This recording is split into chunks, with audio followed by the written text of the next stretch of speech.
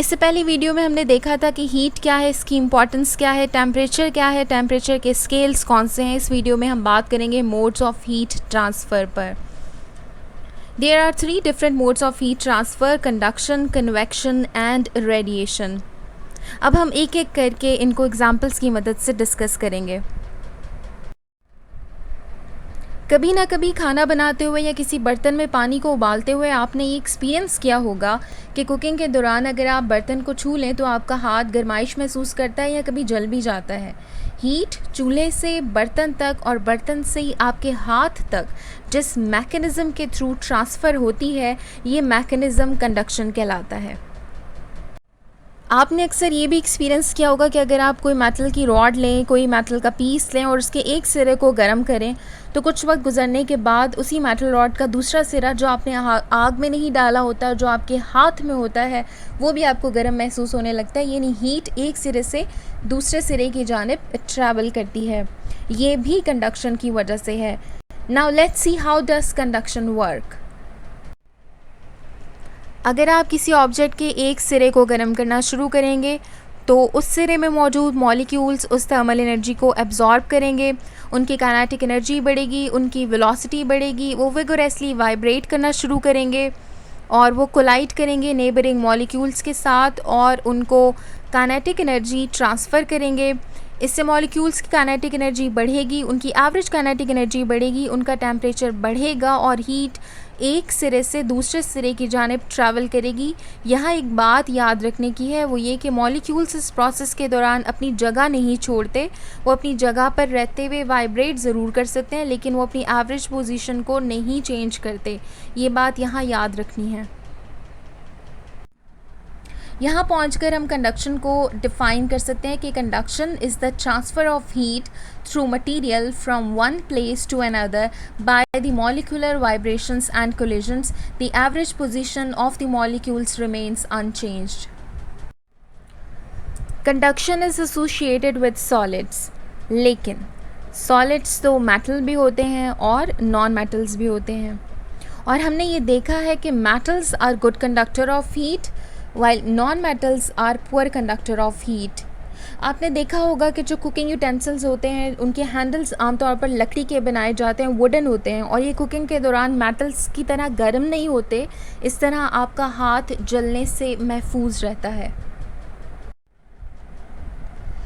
लेकिन सोचने की बात यह है कि मेटल्स के पास ऐसा ख़ास क्या है, ऐसा अलग क्या है जो उनको हीट का अच्छा कंडक्टर बनाता है। तो उसका जवाब ये है कि metals have free electrons and non metals do not have such free electrons.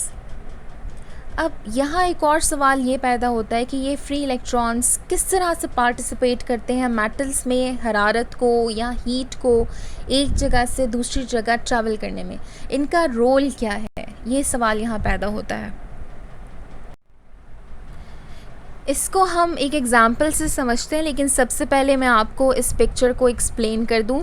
यहाँ आप अपनी स्क्रीन के ऊपर जिस तस्वीर को देख रहे हैं, इस तस्वीर में आप एक रॉड देख रहे हैं। ये एक मेटालिक रॉड है। आप फ़र्ज़ कर लें कि ये कॉपर की रॉड है। अगर ये कॉपर की रॉड है तो इसमें मौजूद होंगे कॉपर के एटम्स, ज़ाहिर है।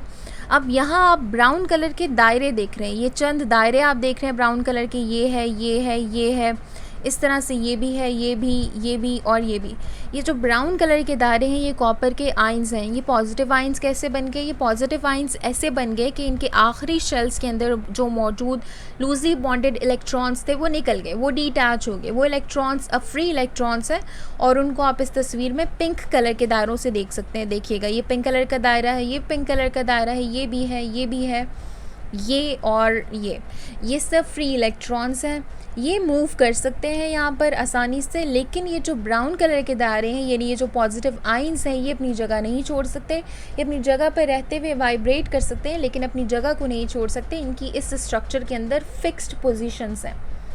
अब अगर आप इस रॉड का एक सिरा गर्म करना शुरू करें, आप देख रहे हैं मैंने इसको रेड कलर से बनाया है, तो आप इस सिरे को जो है हीट सप्लाई करें। अब आप इसको गर्म करना शुरू करेंगे तो होगा ये कि जो फ्री इलेक्ट्रॉन्स इस गर्म हिस्से में मौजूद हैं उनकी वो इस एनर्जी को, थर्मल एनर्जी को एब्जॉर्ब करेंगे और they will start moving faster as a result. ये इलेक्ट्रॉन्स ठंडे हिस्से में जाके डिफ्यूज़ होंगे। ये इलेक्ट्रॉन्स जो कि गर्म हिस्से में मौजूद थे अब ठंडे हिस्से की तरफ मूव करेंगे, वहाँ जाके डिफ्यूज़ होंगे, वहाँ के एटम्स के साथ कोलाइड करेंगे, उनको काइनेटिक एनर्जी ट्रांसफ़र करेंगे। इस तरह उस ठंडे हिस्से में मौजूद पार्टिकल्स की काइनेटिक एनर्जी बढ़ेगी, उनका टेम्परेचर बढ़ेगा और इस तरह से थर्मल एनर्जी ट्रैवल करेगी गर्म सिरे से ठंडे सिरे की जानिब।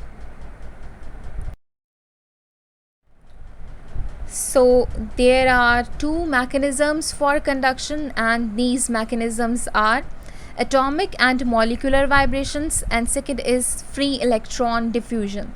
अब ये जो एटॉमिक और मॉलिक्यूलर वाइब्रेशंस हैं ये दोनों में होती हैं, ये मेटल्स में भी होती हैं और ये नॉन मेटल्स में भी होती हैं, लेकिन ये जो फ्री इलेक्ट्रॉन डिफ्यूजन है ये सिर्फ मेटल्स के साथ एसोसिएटेड है। So this explains why metals are capable of transferring heat much faster than the non-metals. उनके पास फ्री इलेक्ट्रॉन्स नहीं होते तो फ्री इलेक्ट्रॉन डिफ्यूजन भी नहीं होता, जो भी हमने इससे पिछली स्लाइड के अंदर देखा था कि किस तरह से फ्री इलेक्ट्रॉन डिफ्यूजन भी हेल्प कर रहा होता है हीट को एक सिरे से दूसरे सिरे तक कंडक्ट करने में। तो दो मैकेनिज़म्स एसोसिएटेड हैं मेटल्स के साथ, फ्री इलेक्ट्रॉन डिफ्यूजन भी और एटॉमिक एंड मॉलिक्यूलर वाइब्रेशंस भी, लेकिन नॉन मेटल्स के साथ सिर्फ एक ही मैकेनिज़्म एसोसिएटेड है और वो है एटॉमिक एंड मॉलिक्यूलर वाइब्रेशंस। अब हम एक और मोड ऑफ हीट ट्रांसफ़र देखते हैं जो कि है convection. Convection is the transfer of heat through a material from one place to another by the actual movement of molecules। यहाँ एक मेजर डिफरेंस है कंडक्शन और कन्वेक्शन के बीच, और वो डिफरेंस क्या है? वो ये है कि कंडक्शन में मॉलिक्यूल्स अपनी जगह नहीं छोड़ते, ये बात आपने याद रखनी है, मॉलिक्यूल्स कंडक्शन में अपनी जगह नहीं छोड़ते, और यहाँ कन्वेक्शन के अंदर ये हो रहा है कि मॉलिक्यूल्स की मूवमेंट होती है। Convection is associated with fluids. हमने पहली वीडियो में ये समझा था बहुत अच्छे से इस बात को कि गैसेस और लिक्विड्स के मॉलिक्यूल्स में सॉलिड्स के मुकाबले में ज़्यादा फासला होता है और मॉलिक्यूल्स आराम से मूव कर सकते हैं। They can move past, they can slide past one another, और सॉलिड्स के मामले में ऐसा मुमकिन नहीं है। यहाँ इस तस्वीर में आप देख रहे हैं कि एक बर्तन के अंदर पानी गर्म हो रहा है। ये पानी जिस मैकेनिज़्म के थ्रू गर्म हो रहा है वो मैकेनिज़्म कन्वेक्शन का मैकेनिज़्म है। आइए देखते हैं कि ये किस तरह से काम करता है। हम एक बर्तन में पानी गर्म करते हैं। सबसे पहले होगा ये कि बर्तन के जो निचले हिस्से में मौजूद पानी है वो गर्म होगा, वो एक्सपेंड करेगा, वो लाइटर होगा, उसकी डेंसिटी कम होगी और वो ऊपर की तरफ उठेगा। जब वो फ्लोट करेगा, वो ऊपर की तरफ जाएगा, तो ऊपर से कोई और ठंडी लेयर मॉलिक्यूल्स की वो नीचे आ जाएगी, क्योंकि वो भारी होगी, उसकी डेंसिटी ज़्यादा होगी, इसलिए वो सिंक कर जाएगी, वो नीचे आएगी, उसका मूवमेंट डाउनवर्ड होगा, गर्म लेयर का मूवमेंट ऊपर की जानिब होगा। इस तरह से कन्वेक्शन करंट्स प्रोड्यूस हो जाएंगे और इसी की वजह से पानी बर्तन में कुछ वक्त बाद सारा का सारा पानी जो है वो गर्म हो जाएगा। एक तीसरा हमारे पास मोड ऑफ हीट ट्रांसफ़र है जिसको हम रेडिएशन कहते हैं। Radiation is the transfer of heat in the form of waves. इस मैकेनिज़्म के अंदर ना तो दो ऑब्जेक्ट्स का आपस में फ़िज़िकल कांटेक्ट होना ज़रूरी है और ना ही दरमियान में कोई मीडियम का होना ज़रूरी है। इस तीसरे मोड ऑफ हीट ट्रांसफ़र की एक एग्ज़ाम्पल है सूरज से ज़मीन तक हीट का पहुंचना। आप ये बात जानते हैं कि सूरज और ज़मीन के दरमियान फ़ासला मौजूद है, ये दोनों एक दूसरे के साथ कांटेक्ट में नहीं हैं। इसके अलावा दरमियान में वैक्यूम भी आता है। ना तो यहाँ कंडक्शन का प्रोसेस काम करता है, ना ही कन्वेक्शन का मैकेनिज़्म काम करता है, बल्कि रेडिएशन के थ्रू वेव्स की शक्ल में हीट सूरज से ज़मीन तक पहुँचती है।